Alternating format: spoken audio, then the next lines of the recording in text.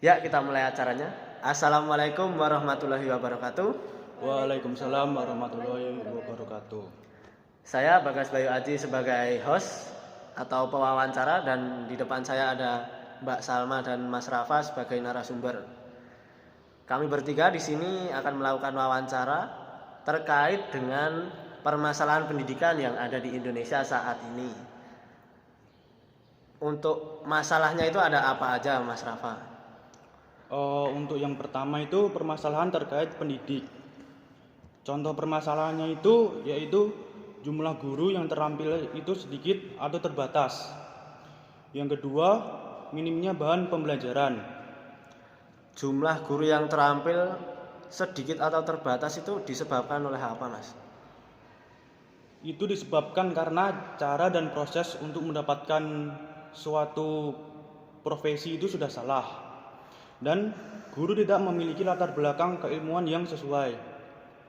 Lalu rendahnya minat guru untuk mengembangkan diri. Kalau yang dimaksud dari minim bahan pembelajaran itu apa, Mas? Untuk yang dimaksud dalam minim bahan pembelajaran itu di Indonesia ini tersendiri keberadaan bahan ajar itu terbilang sangat minim dan sedikit. Saya berpikir ada kesalahan pada pendidik karena mereka yang bertanggung jawab atas belajar siswanya. Jika seorang pendidik saja tidak berinovasi dan mengembangkan bahan ajar sendiri, justru terus menggunakan bahan ajar sebelumnya dari orang lain yang jelas tidak diketahui maksud dan tujuannya secara benar. Bagaimana suatu bahan ajar terus digunakan dalam jangka waktu yang cukup lama dan sedikit perubahan. Untuk permasalahan yang lain ada permasalahan apa aja, Mas? Untuk yang kedua itu ada permasalahan terkait peserta didik. Contohnya yaitu siswa kesulitan dalam belajar dan menangkap materi yang diberikan. Yang kedua, kurangnya minat dalam bidang studi tertentu. Untuk yang ketiga, melanggar tata tertib peraturan sekolah. Yang diharapkan dari kurang minat dalam bidang studi tertentu itu apa, Mas? Untuk yang diharapkan dalam kurang minatnya dalam bidang studi tertentu itu,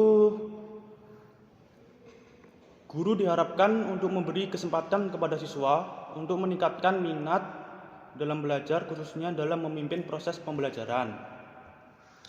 Kalau melanggar tata tertib peraturan sekolah itu maksudnya gimana, Mas? Maksudnya yaitu para siswa cenderung tidak mematuhi peraturan yang sudah ditetapkan di sekolah. Karena faktor internal yaitu malas yang timbul dari dalam diri.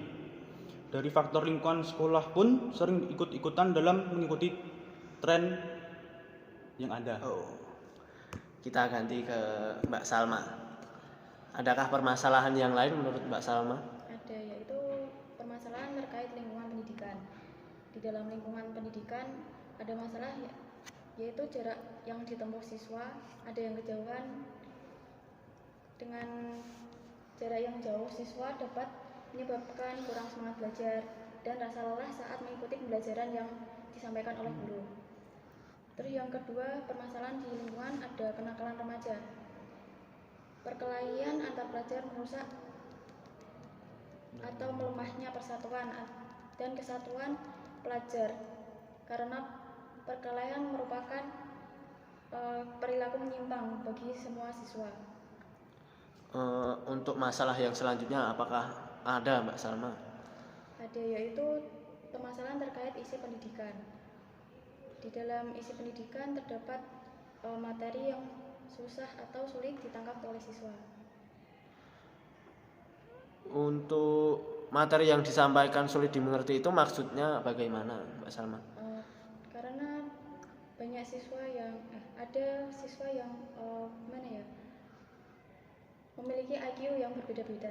Jadi kurang paham gitu, Mbak. Sulit mengerti gitu. Ya, sulit dimengerti. Oke. Kita kembali ke Mas Rafa. Apakah ada masalah yang lainnya ini, Mas? Ada, Mas. Yang kelima itu ada permasalahan terkait metode pendidikan. Untuk contoh permasalahannya itu ada minimnya kreativitas dalam memaparkan materi pelajaran. Yang kedua, minimnya kompetensi guru di bidang studi tertentu. Oh, seperti itu. Dan yang terakhir, apakah ada Mas masalah yang terakhir ini? Untuk yang terakhir itu ada masalah terkait alat pendidikan, Mas. Contoh masalahnya itu sarana dan prasarana yang kurang memadai.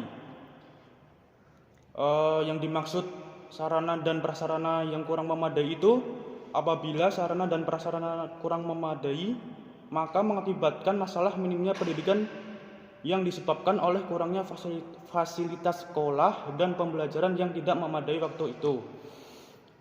Dengan ini, problematika tersebut dapat menimbulkan kesenjangan dalam mutu pendidikan di Indonesia, Mas. Oh, seperti itu. Inilah masalah-masalahnya. Ya, dari permasalahan yang kalian berdua sebutkan tadi, apakah ada solusinya, Mas? Ada, Mas. Untuk solusi yang pertama itu memperkerjakan guru yang profesional. Yang kedua, mengadakan pelatihan untuk para guru agar dapat mengajar lebih baik. Terus yang ketiga, mendirikan sekolah di setiap pelosok negeri. Terus selanjutnya mengusahakan agar anak-anak seluruh Indonesia bersekolah. Gitu, Mas. Oke, itu tadi solusinya dari permasalahan yang sudah disebutkan oleh Mas Rafa dan Mbak Salma. Ya, cukup sekian podcast kita siang hari ini. Banyak salahnya, mohon maaf.